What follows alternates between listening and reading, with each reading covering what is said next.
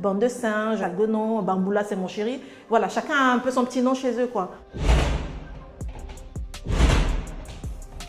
Elle frappe à 4 h du matin, elle frappe à minuit, elle frappe à 1 h. Que les enfants soient là ou pas, elle frappe. Moi, j'ai déjà fait des crises d'angoisse à cause de ça.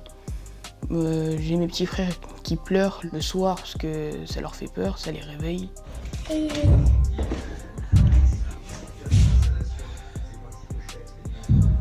La situation aujourd'hui, elle est intenable, elle est invivable, insupportable. Pourquoi ils font ça? Ils font ça tout simplement parce que pour eux, on n'a pas la bonne couleur de peau.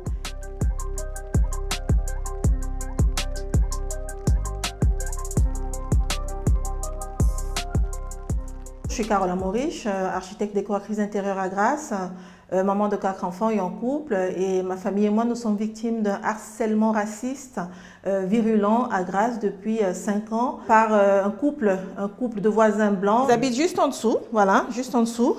Ils sont juste là. Elle sort par là tous les matins à 7 h 30. Et elle lance des injures racistes, bande de singes, Algonon, Bamboula c'est mon chéri. Voilà, chacun a un peu son petit nom chez eux, quoi. Là, par exemple, c'est une fois que mon fils était seul dans la maison, il gratte comme ça pour intimider mon enfant. Chez moi. De l'autre côté, on a le compteur électrique. Ils montent, ils viennent, ils nous coupent le courant. Ils viennent tous les deux et ils redescendent en courant. C'est bon, ça marche.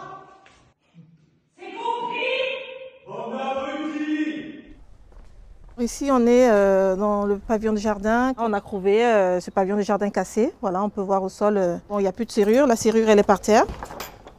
Du coup, ils ont cassé, il y a des bouts de verre partout. Ils ont tout saccagé, tout mis en dessous. Et ils ont déchiré ça, ils ont déchiré des toiles. Ils ont brisé la télé, ils ont brisé la cheminée qu'on a achetée. Bref, c'était vraiment de l'intimidation. Au quotidien, elle donne des coups partout. Les murs, le plancher.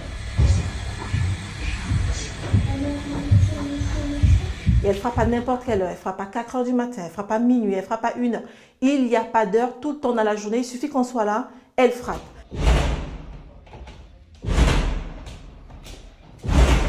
Ça va plus loin tous les jours. Moi, elle m'a tendu un guet-apens, là, elle est venue me cracher sur le visage dans la rue en me traitant de sale guenon. Au quotidien, on n'a pas de vie. Au quotidien, c'est ça. C'est que quand vous vivez comme ça, avec des coups comme ça, le but, c'est vraiment de nous mettre sous pression, de nous faire partir. Ils font ça tout simplement parce que pour eux, on n'a pas la bonne couleur de peau. Ils ne sont pas contents. Des Noirs ne peuvent pas habiter là.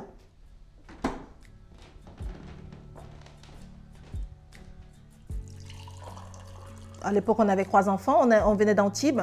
Moi, je suis architecte et décoratrice d'intérieur, mon conjoint ingénieur. Donc, on est venu là parce qu'avec le Covid, on voulait une maison où les enfants, une maison de famille, quoi, où les enfants auraient un jardin et tout.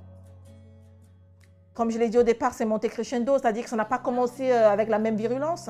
Ça a commencé, tu passes dans le jardin, on a vu les fenêtres tout à l'heure, son mari, il est dans son bureau, donc il mime le gorille. La première fois, je m'en souviendrai toujours, c'est des choses qu'on n'oublie pas, il y avait les enfants en plus.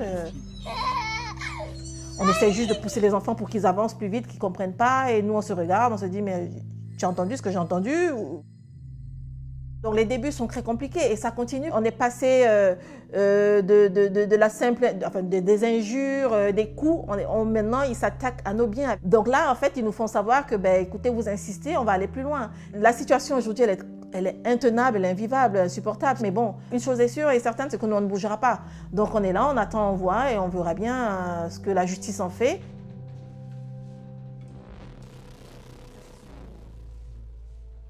Depuis le début, on a porté plainte plus de 52 fois, sans compter les mains courantes. Il n'y a pratiquement pas de réponse. À chaque fois, c'est des classements sans suite et des policiers qui ne se gênent pas pour dire qu'ils ne prennent pas nos plaintes, voilà. Ça fait 30 plaintes que vous faites, madame.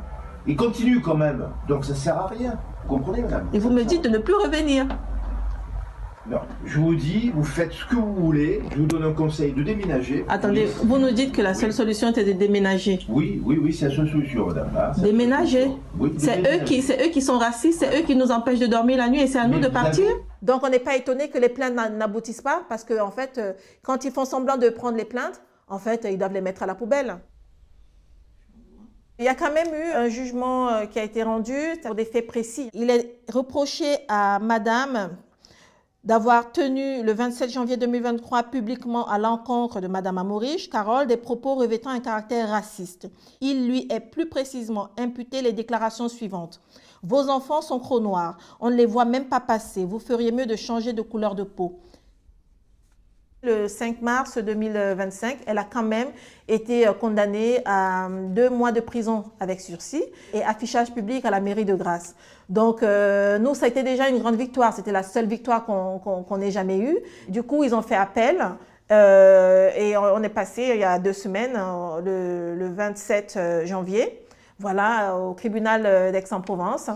Et voilà, on attend le jugement qui sera rendu courant février, fin février. Ça a changé dans la mesure où on ne se sent plus seul, on médiatise l'affaire, on en parle. Mais maintenant, ça continue, la situation est toujours la même. Ah oui, c'est la madame déjà. Avance.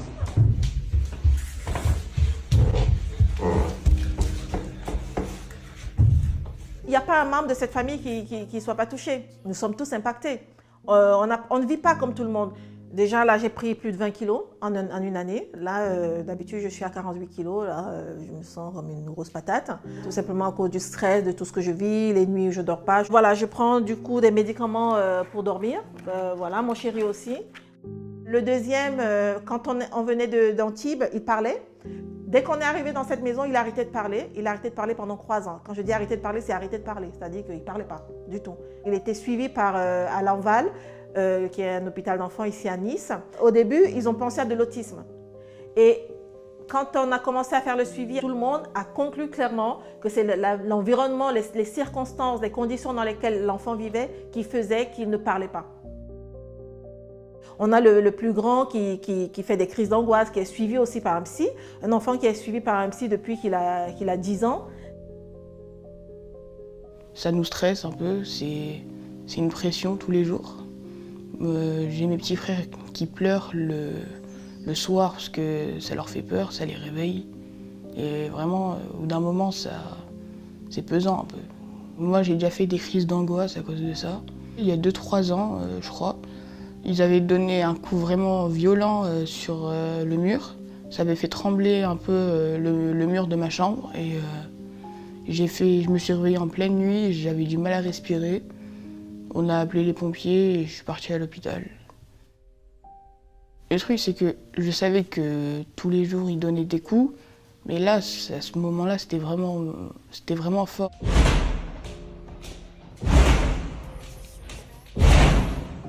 Ça m'a fait peur, genre, comme s'ils étaient à côté de nous, quoi. Maintenant qu'ils donnent des coups forts ou pas, c'est presque devenu normal en fait. C'est comme dans la rue, t'entends les voitures, bah ici t'entends les coups, quoi.